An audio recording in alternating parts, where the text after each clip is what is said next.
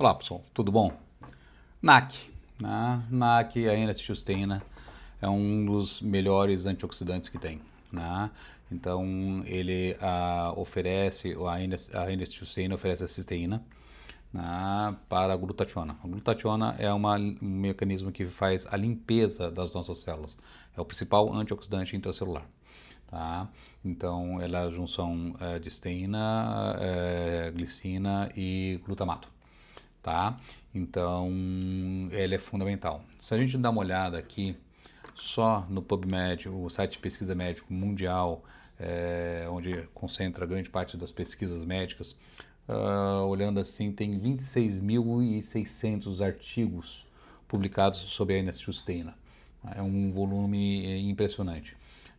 E a gente utiliza diariamente essa suplementação. É a mesma aquela do xarope, que a gente usa um xarope para fluidificar a secreção quando a gente está com pneumonia, resfriado, tudo mais.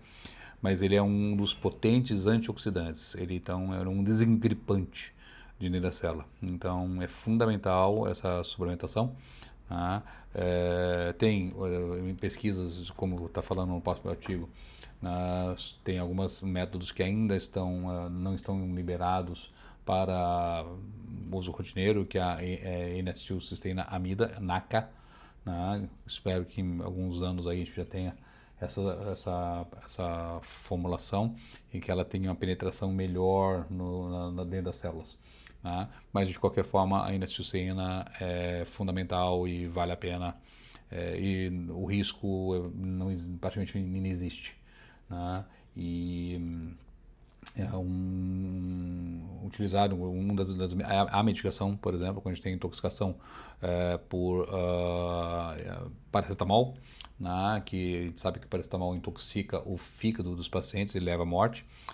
Então a N-acetilcisteína, inclusive injetável endovenosa, é o antídoto para a intoxicação de paracetamol. Beleza? Divirtam-se e bons estudos. Valeu! E se existisse um suplemento simples que pudesse agir como uma espécie de guarda-costas para o nosso cérebro? Hoje a gente vai mergulhar num composto fascinante que está gerando um burburinho danado na neurociência. A pergunta é ousada, né? Será que uma coisa simples, barata, pode de fato proteger o nosso órgão mais complexo? A resposta pode estar em apenas 3 letrinhas: NAC.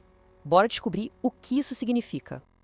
Então, o que raios é essa tal de N-acetilcisteína, ou NAC, para facilitar? Bom, de forma bem simples, é uma versão melhorada e mais estável de um aminoácido chamado cisteína. E olha, o negócio é tão importante que a própria Organização Mundial da Saúde o considera um medicamento essencial. E tá aí a cara da molécula. Calma, não precisa se preocupar com a química toda. O que importa mesmo é que essa estrutura específica é o que faz dela tão boa em proteger as nossas células. Para a gente entender o poder do NAC, primeiro a gente precisa dar uma espiadinha na batalha que está rolando dentro das nossas células a cada segundo.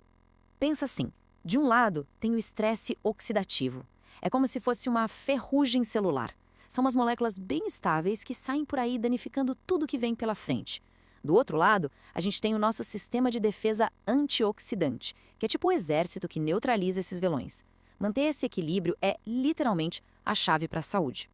Só que aí tem um problema. Nosso corpo tem um antioxidante mestre, o chefão de todos, chamado glutationa, ou GSH. O problema é que não adianta simplesmente tomar um comprimido de glutationa. Ele é destruído na digestão e, pior, não consegue chegar ao cérebro, que é onde a gente mais precisa dele. E aí, como é que se resolve isso? É exatamente aqui que o NAC entra em cena como nosso herói. Ele tem uma estratégia de ação dupla, e é isso que o torna tão poderoso. Então, como é que o NAC resolve aquele problema da glutationa? Ele age como um verdadeiro cavalo de Troia. O NAC entra no corpo e consegue passar fácil pelas barreiras de proteção até chegar no cérebro. Uma vez lá dentro, ele abre as portas e libera sua carga preciosa, a cisteína. E a cisteína é a matéria-prima que as nossas células estavam precisando para fabricar a sua própria glutationa. Ou seja, o NAC não é um antioxidante em si. Ele é o sistema de entrega secreto que permite que as nossas células construam suas próprias defesas. Genial, né? Isso deixa bem claro seus 2 superpoderes. Primeiro, ele turbina a produção de glutationa para lutar contra aquela ferrugem celular. E segundo, ele também atua como um baita anti-inflamatório, sabe, acalmando aquela irritação crônica que é combustível para um monte de doenças. Certo, até aqui a teoria é ótima, mas como essa batalha dentro das células se parece no mundo real?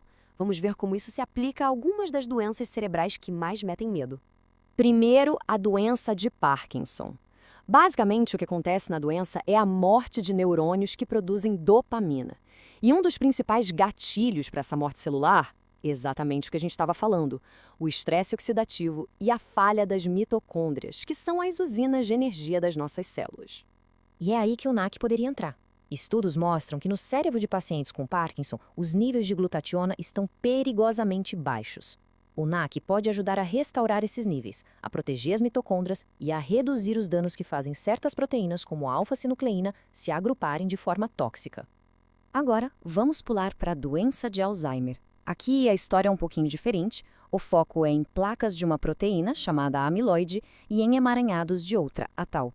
Mas os vilões por trás de tudo isso são os mesmos: um estresse oxidativo gigante e uma neuroinflamação crônica. E, de novo, as propriedades do NAC parecem um encaixe perfeito. Ele pode proteger os neurônios dos efeitos tóxicos da proteína amiloide, reduzir a ferrugem geral no cérebro e, o que é crucial, diminuir a inflamação ao reabastecer a glutationa nas células que dão suporte aos neurônios. A teoria a gente já viu, é muito promissora, mas a grande questão é, isso realmente funciona em pessoas? Vamos ver o que os estudos clínicos têm para nos dizer. Olha só, essa tabela resume bem o que a gente sabe até agora. Para o Parkinson, os resultados são mistos. Quando aplicado na veia, o NAC parece sim aumentar a glutationa no cérebro, mas quando tomado pela boca em comprimido, nem mesmo em doses altas teve o mesmo efeito lá.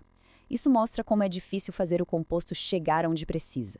Para o Alzheimer, um estudo mostrou melhoras cognitivas, e na dor neuropática, quase metade dos pacientes sentiu algum alívio. Ou seja, é promissor, mas também é complicado.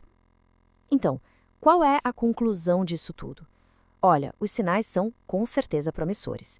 O NAC parece ter um impacto biológico real, mas a ciência ainda está engatinhando nisso. A gente precisa de muito mais pesquisa para descobrir as melhores doses, o melhor jeito de administrar e, claro, quais são os efeitos a longo prazo. O que nos traz de volta à nossa pergunta principal.